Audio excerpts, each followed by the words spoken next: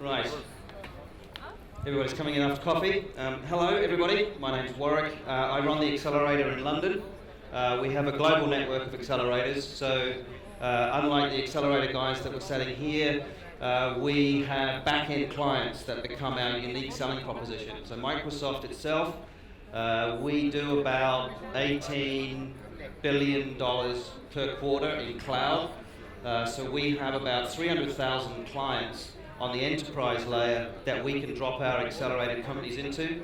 This is quite unique in the global ecosystem of accelerators. So, go back in here. Right, so do you know who this guy is? Yeah? So this is Saatchi&Saatchi. He's done 3 great things in his time at Microsoft. The first thing is he hired me. The second thing is he put together a strategy which was mobile first, cloud first. In this day and age, if you don't have a cloud solution or a mobile solution that plugs into the cloud, you need to really think that. The third most important thing in our accelerating world is all growth begins with startups. If you think about the enterprises out there and the effect that startup community is having and is disrupting to those ecosystems, it's quite apparent that they are now looking to accelerators, to Y Combinator, to hedge funds, to everybody to give them inspiration and give them advice on how they can start to innovate internally. Enterprises pretty much are risk engines. They don't like to innovate. They do it very slowly, and they drag themselves kicking and screaming into the 20th century, even though the rest of us are in the 22nd. So entrepreneurs can pretty much come from anywhere, right? So this is an engineer guy in our team in London. Sajid is a really awesome guy, and I just want to play the video that really kind of encapsulates that entrepreneurs are everybody, right? So they come from mixed backgrounds, they see different things. We learn constantly from entrepreneurs that we talk to. So here's a really cool video, if you play it.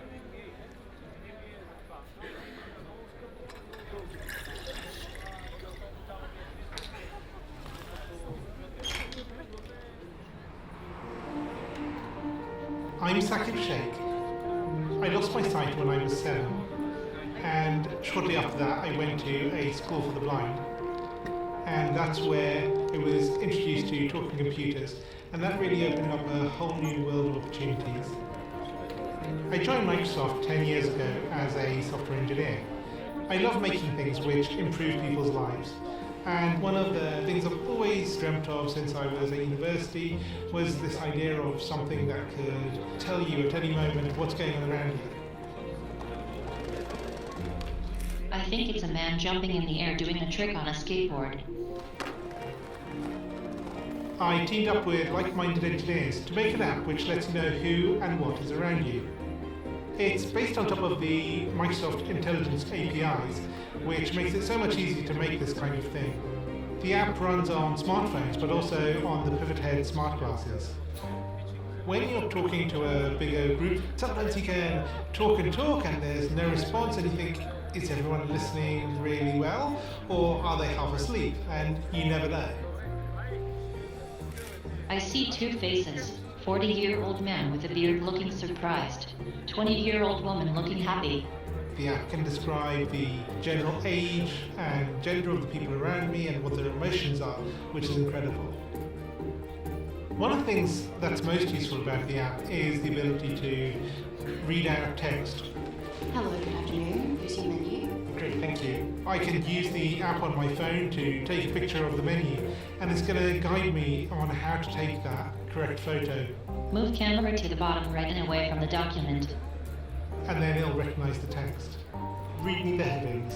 I see appetizers, salads, paninis, pizzas, pastas. Years ago, this was science fiction. I never thought it would be something that you could actually do. But artificial intelligence is improving at an ever faster rate. And I'm really excited to see where we can take this. As engineers, we're always standing on the shoulders of giants, building on top of what went before. And in this case, we've taken years of research from Microsoft Research to pull this off. I think it's a young girl throwing an orange frisbee in the park. For me, it's about taking that far-off dream and building it one step at a time. I think this is just the beginning. Awesome, awesome. So he's just one of our engineers that sits in London, had his own story, had his own vision. He met us and we made that product happen. And now he's rolling it out to the Royal National School of the Blind, and it's becoming a real thing. So we've looked at the ecosystem in London, and pretty much like the States and the other places that we have, it's never been easier to start a company, right? Technology is becoming affordable. You can work with innovative engineers everywhere in the world, but how do you get yourself heard? So I just want to do a little bit of a straw poll in the audience. Who's thinking about starting a company? 10, 15 of you. Who's actually in a startup? That's a good number. Who's been in a startup for a year? Cool. Who works in a corporate? Leave. Right. Who's failed? Congratulations. So we have a saying in Microsoft Ventures, which is be proud to fail, right? Because failure is inevitable.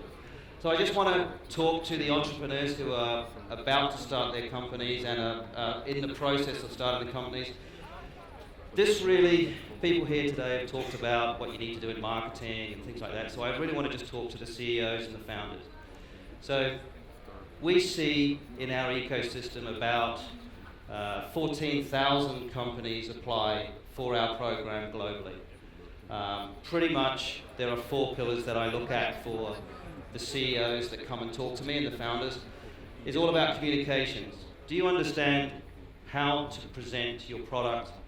Do you understand how to keep it simple that you can make your audience understand what that is, no matter what the audience is? Guys like me, VCs, investors, bankers, whatever. Can you get to the point and keep your message succinct and short?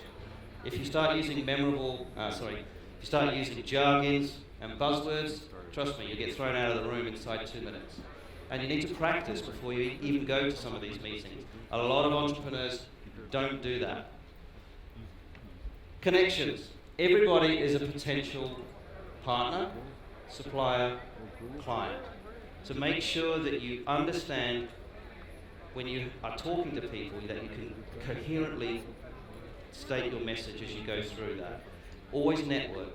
Networking events typically are a pain, but you have to go through that because you'll find the rough diamond, you'll find the nugget that will get you to your next business opportunity. When I started my third company, which was a media agency, I had about 30 seconds to talk to Martin Sorrell in between him getting off the lift and getting to a podium. I was pretty nervous. Martin Sorrell's a pretty abrasive kind of guy. I spoke to him for 15 seconds.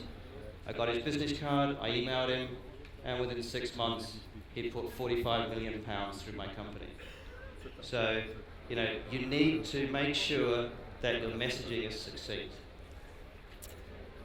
Agility. This is another one.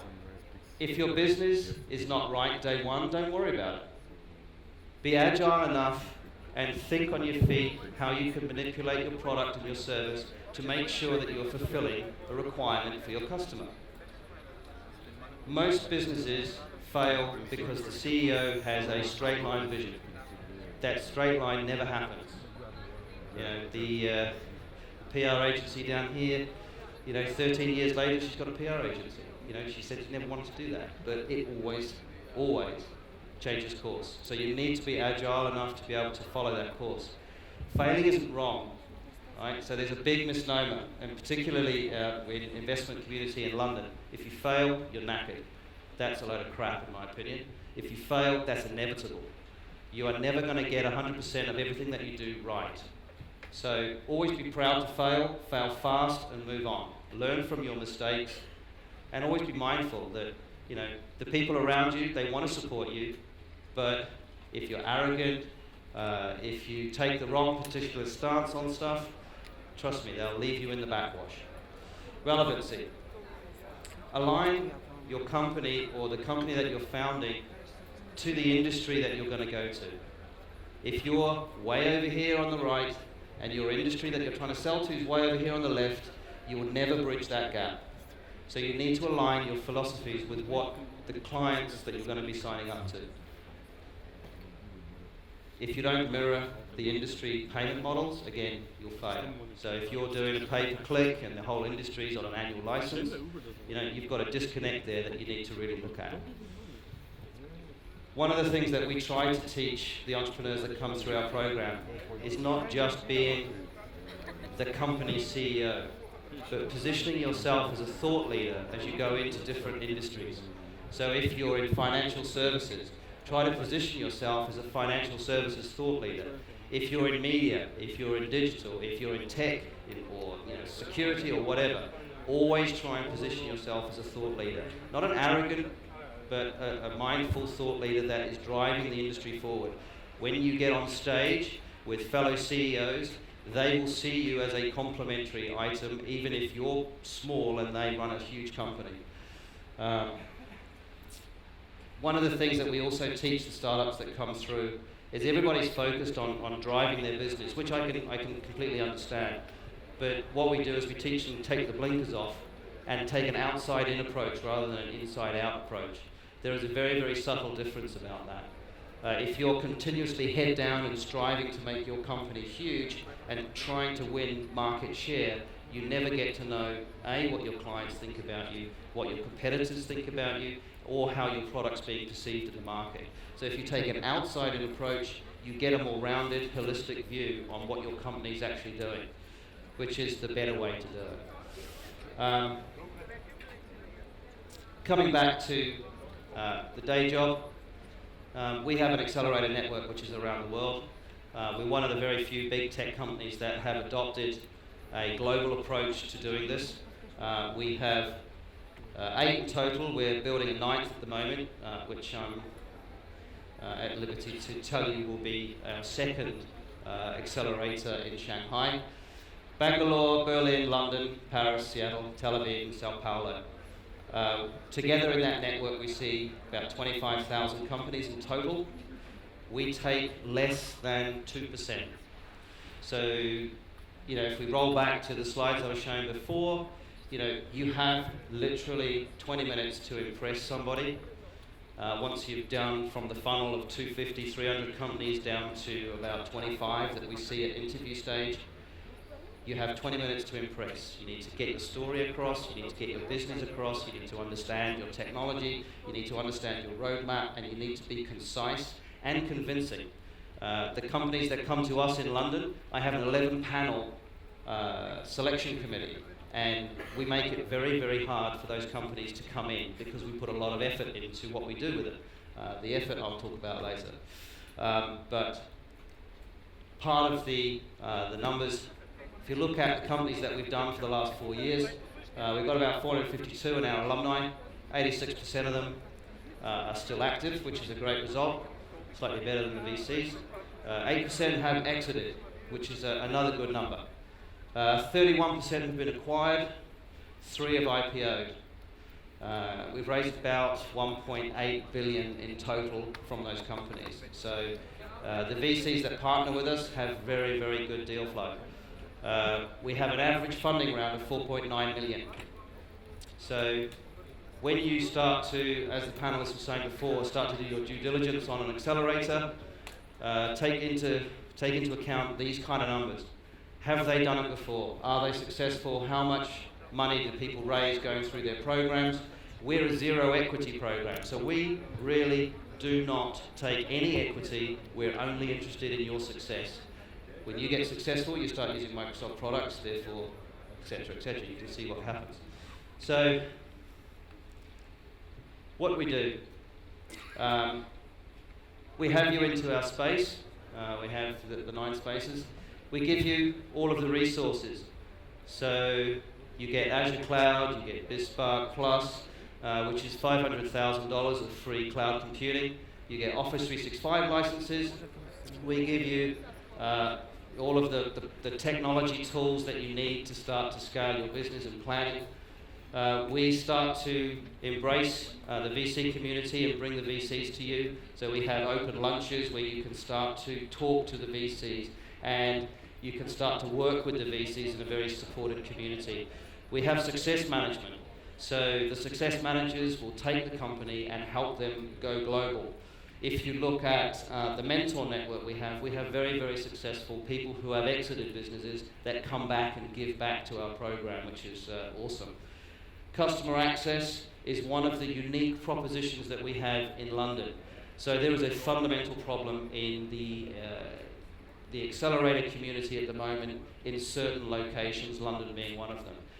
There are about 105 accelerators in London at any one time, be they accelerators like ourselves and Techstars, Wire and the like, all the way through to what they call innovation hubs in large corporates. If you go into these, you have to have an understanding of do they have clients at the back end. In Microsoft, we're very, very lucky that we do. We have over 325,000 enterprise clients that I can take my accelerator network to go and proposition. We have, that is an absolute big plus in our tick box when companies come through our program. And obviously, as you'd expect, we have technology experts. We spend a lot of money promoting our companies as on demo day. The last demo day we hired one of the best nightclubs in London. We kind of got 450 companies, VCs, high net worth, family offices, etc. Coming in, and we also had about 1,500 people streaming live on TechCrunch. So it was a really good event, and it's one of the few events in London that the VCs still turn up to. Once you've gone through the process, you drop into our Alumni Program, which is a 3-year program. We take you to all the best and brightest tech shows in the world. We also have active tours, which we take 20 to 30 companies, and we'll take them to China, we'll take them to the Silicon Valley, we'll take them to all different parts of Asia. So we provide that linkage when companies are looking to scale, when companies are looking to go international. I just want to leave you with a closing video that if you're going to start a company, do something that breaks new ground. Digital disruption is changing fundamentally the way that we operate. So, see this? I like holding up the competition. This is dead. Right? Provocative statement? Yes? No? Forget the way that you interact with screens, because this next video will highlight where we're going, and this is here and now. This is not tomorrow's technology, this is here and now. Can you run the video?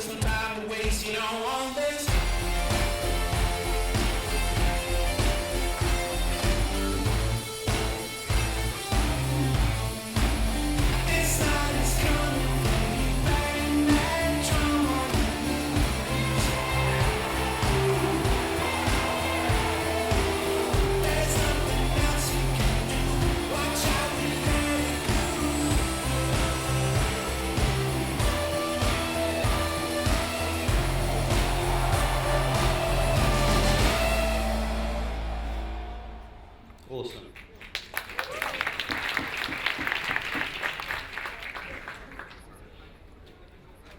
Next.